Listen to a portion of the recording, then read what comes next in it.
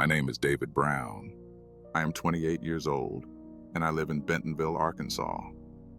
I studied computer programming and system automation at university, but after graduating, the downturn in the tech sector made it difficult for me to find a full-time job. With rent, bills, and debts piling up, the pressure on my shoulders kept growing. Then I came across a job posting that would change everything. The listing was simple. Our supply chain company in Bentonville is looking for a temporary employee to handle data analysis and raw material distribution tracking. It was a low-wage, hourly job, but the small print sentence at the bottom caught my attention. Opportunity for full-time transition for those who perform well. That hope led me to the company. When I first started, I worked in a nearly forgotten storage floor, far from the production area. Most of my days were spent monitoring the raw material tracking system, entering and processing shipment data. The system was ancient: manual data entry, faulty count forms, inconsistent inventory records. Chaos was everywhere, but no one seemed interested in fixing it. My manager, Mr. Calvin Turner, was a middle-aged, cold, yet formal man. He told me the job was temporary, but assured me that if I performed well, I could transition to a full-time role. In the first month, I worked hard to grasp everything. I arrived earlier than anyone else, studying the inventory system inside and out. My coworkers were mostly disengaged, just trying to get through the day. But I was different. Even if this job was temporary, I had to give it my best. One day, as I was reviewing my task list, I noticed something peculiar. The workflow was cyclical and repetitive, opening the same files, inputting the same data, adjusting the same forms. For a programmer like me, this was a problem that could be solved with automation. Once that idea entered my mind, I could no longer see things the same way. In my spare time, I started analyzing the data flow in the system, how errors occurred, how employees entered data, how forms were processed. I even wrote a small PowerShell script to extract test data. By my second month, I was certain of one thing: this job could be completely automated. But I didn't act yet. I waited patiently, because I knew it's not about doing things fast. It's about doing them at the right moment. By the way, if you like my video, don't forget to give it a like and subscribe to the channel. Maybe doing this would increase my chances of being hired full-time. Maybe, finally, someone would truly recognize my talent. At night, I started writing the prototype of the system using PowerShell scripts. With my programming knowledge, I crafted a detailed code, improving it little by little every day. Step by step, I integrated the system, and after about 3 weeks, I had a fully automated solution in my hands. With the new system, raw material data was now being pulled automatically. Summary tables were updating in real time.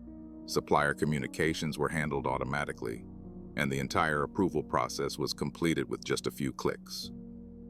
My job had nearly disappeared, but I didn't hide it.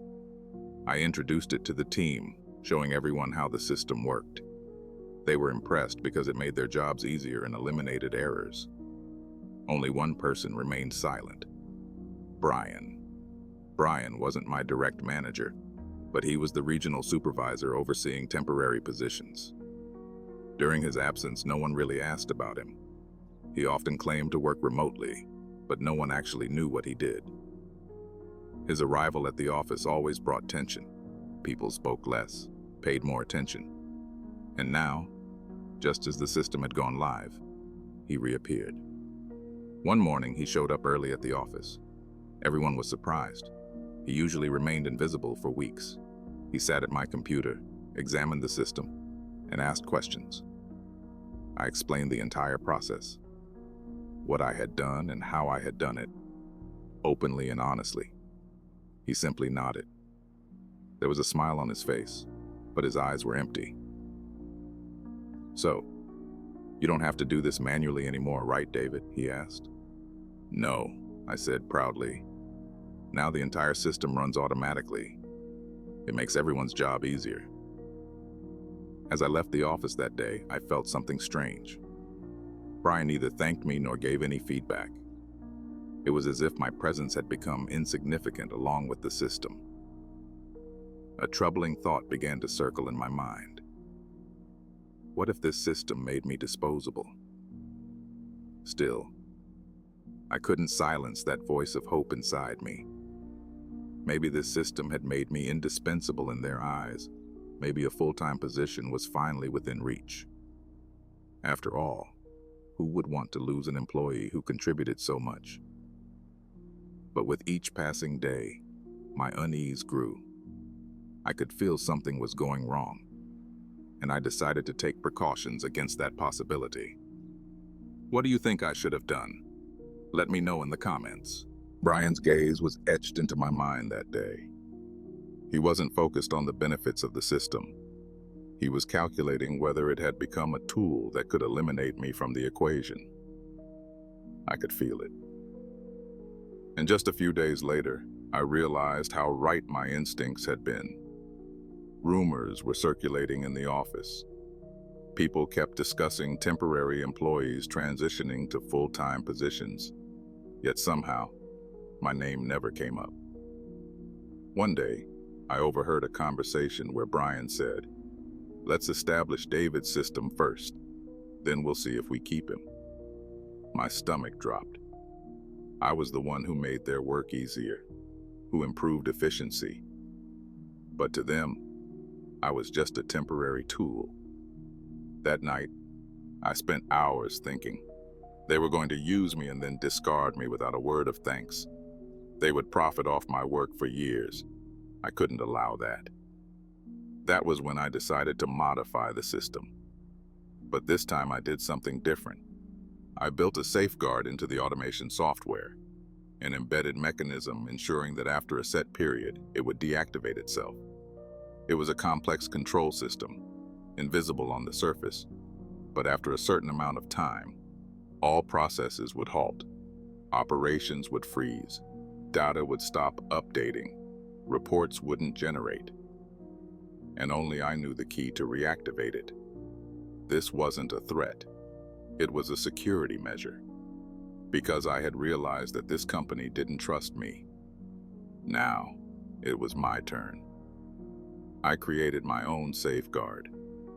They had to recognize the system's value before they discarded me.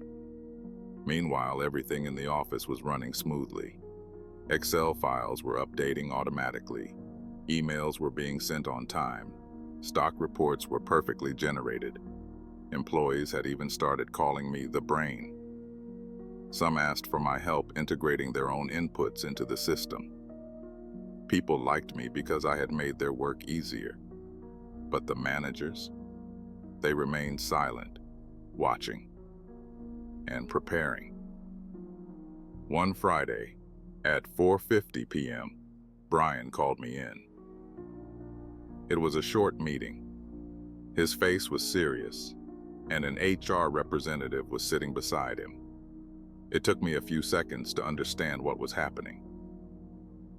"David," Brian said, "your contract ends this week. The company has decided not to continue."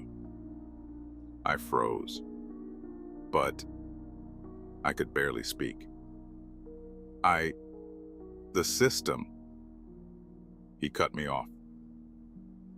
"We appreciate your contributions to the system, but there are currently no available full-time positions."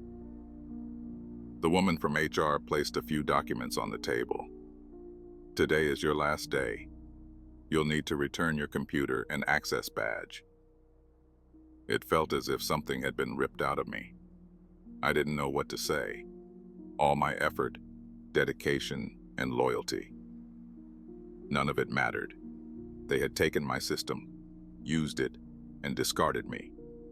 But I didn't remain silent. As I packed my bag, I felt a quiet sense of peace. Because at that moment, I was the only one who knew that the system was counting down its final days. The heart of the automation would soon stop beating, and I knew exactly when they would panic and try to reach me. I walked out of the office, got into my car, and looked into the mirror. My eyes were tired, but inside, there was a calm stillness. This wasn't a defeat, just a waiting game. They would fall, and I would watch. 2 days after being fired, everything unfolded. That morning, as I sipped my coffee and opened my computer, I realized that my automation system had stopped working. At first, I thought it might be an internet issue. But after checking everything, I saw that the system had completely frozen. All processes halted, data flow cut off. In that moment, I felt mixed emotions. On one hand, I thought, this is it. The time has come. On the other, I was reminded that this system was something I had poured years of effort into, which made me feel a pang of sadness. But most of all, I remembered Brian's face, his cold, dismissive expression when he let me go. A few hours later, my phone rang. Brian's name appeared on the screen. At first, I didn't want to answer, but curiosity and a desire to make a point made me pick up. "David, we need to restart the system," he said in a strained voice. "You're the only one who knows how it works. No one has been able to fix it." I wanted to smile, but instead, I kept my voice steady. "Brian, you should try finding someone new first. I'm already somewhere else now." I hung up. A powerful feeling surged within me. This was a move that left them vulnerable, and I knew it well. Because I wasn't just an employee, I was the creator and overseer of that system.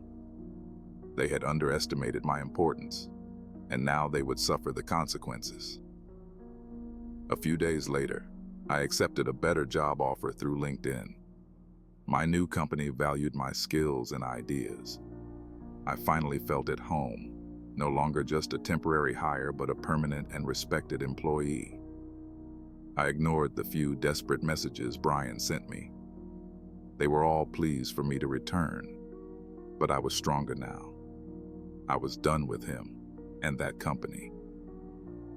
A week later, word started spreading about my former workplace.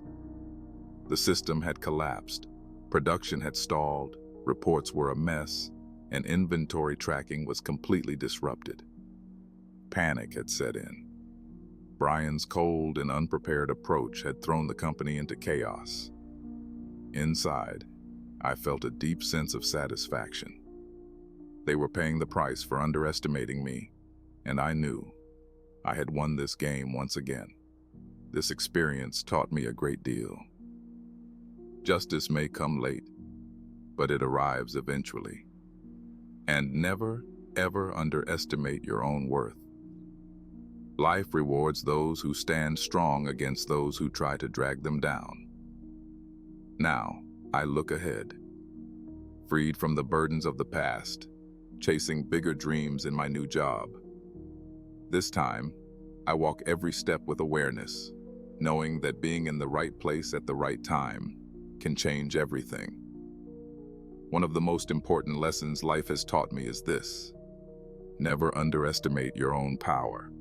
True strength is not just in talent, but in resilience and patience. That's my story, friends.